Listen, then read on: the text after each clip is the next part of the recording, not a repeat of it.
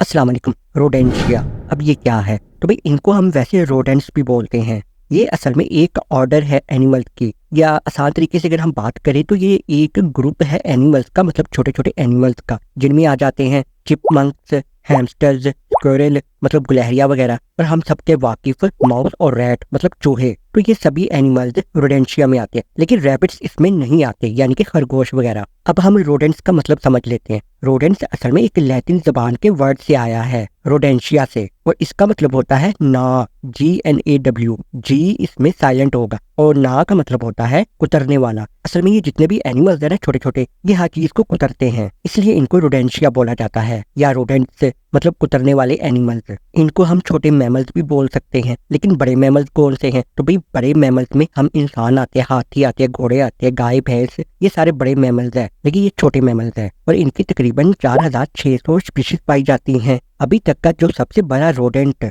Record किया गया है वो है कैपिबारा, और जो इसकी लेंथ है ना वो है तकरीबन 4.4 फीट, और जो इसकी ऊंचाई है मतलब लंबाई वो है 24 इंचेस मतलब 24 इंचेस, और इसका वजन है 146 पाउंड। और जो सबसे छोटा रोडेंट रिकॉर्ड किया गया है वो है एक पाइजमी माउस, और इसकी लेंथ है तकरीबन 1.5 इंच, मतलब ये इतना छोटा है। अगर हम रोडेंट्स की डाइट देखें तो इसमें ये तकरीबन काफी सारी चीजें खाते हैं, जैसा कि फ्रूट हो सकता है, सब्जियां हो सकता है, कीड़े मकोड़े हो सकता है, छोटे मोटे वर्म्स हो सकते हैं, ये इन्हीं चीजों को खाते हैं। लेकिन ये अपने साइज के मुताबिक खाते हैं, जाहिर है इनका भी जरा साइज छोटा बड़ा हो सकता है, तो जिसकी वजह से ये जो डाइट है ना अपने हिसाब से लेते हैं। कौन सी ऐसी चीज है जो कि रोडेंट्स को सबसे ज्यादा अट्रैक्ट करती है, मतलब अपनी तरफ खींचती है? तो वो है भाई फूड। अगर कहीं भी फूड पड़ी हो ना तो थोड़ी सी भी महक से, यानी कि उस फूड की, यानी कि उस खाने वाली चीज की खुशबू से ये अट्रैक्ट हो जाते हैं, मतलब इनको पता चल जाता है दूर से भी, तो ये वहां तक आराम से पहुंच जाते हैं। कुछ रोडेंट्स ऐसे होते हैं जो कि जमीन के ऊपर सारी जिंदगी गुजारते हैं, कुछ ऐसे होते हैं जो कि जमीन के अंदर अंडरग्राउंड रहना पसंद करते हैं, लेकिन कुछ रोडेंट्स ऐसे भी होते हैं जो कि सेमी एक्वेटिक होते हैं, मतलब वो पानी में भी रहना पसंद करते हैं। अब जैसा कि रोडेंट्स मशहूर हैं कुतरने के हवाले से, तो जो इनके दांत होते हैं ना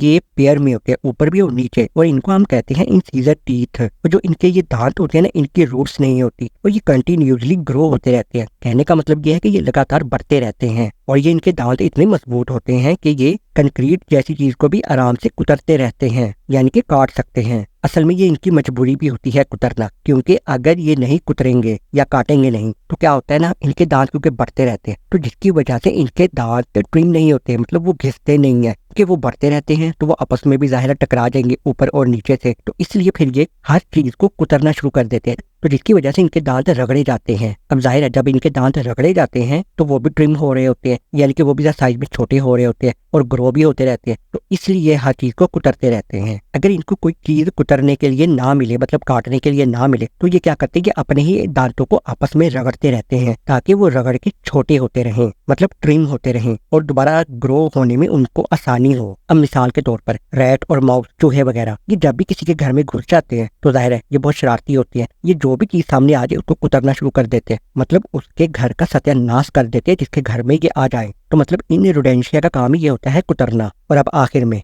रोडेंट्स वायरस जैसी बीमारियां फैलाने में काफी ज्यादा फेमस है, मतलब मशहूर है, यानी बीमारियां भी ये बड़े आराम से फैला देते हैं। और वैसे भी अगर ये किसी भी चीज से गुजर जाए और अगर हम उस चीज को इस्तेमाल कर लें तो उससे हमें पल्मोनरी डिजीज, या यूं समझ लो कि फेफड़ों की या सांस की बीमारियां आराम से हो जाती हैं, क्योंकि इनके ऊपर लगे होते हैं फ्लीज और माइट्स। बस आप यही समझ लो कि फ्लीज और माइट्स जो होते हैं वो ऐसे कीड़े होते हैं जो कि हमें नजर नहीं आने वाले, तो वो हमारे अंदर जाना शुरू हो जाते हैं सांस के साथ, तो जिसकी वजह से हमें सांस की बीमारियां या सांस लेने में मुश्किल होनी शुरू हो जाती है। तो कोई ना कोई मसला हो ही जाता है लंग्स का, मतलब फेफड़ों का। तो कुल मिला के रोडेंट्स बीमारियां फैलाने में माहिर हैं। वैसे माउस और रैट के बीच क्या फर्क होता है इस पर पहले मैं एक वीडियो बना चुका हूँ, आप जाकर मेरे चैनल पर चेकआउट कर सकते हो। उम्मीद है आपको वो पसंद आएगी। अगर ये वीडियो अच्छी लगे तो उसको लाइक कर सकते हो और चैनल को सब्सक्राइब कर सकते हो। अल्लाह हाफिज।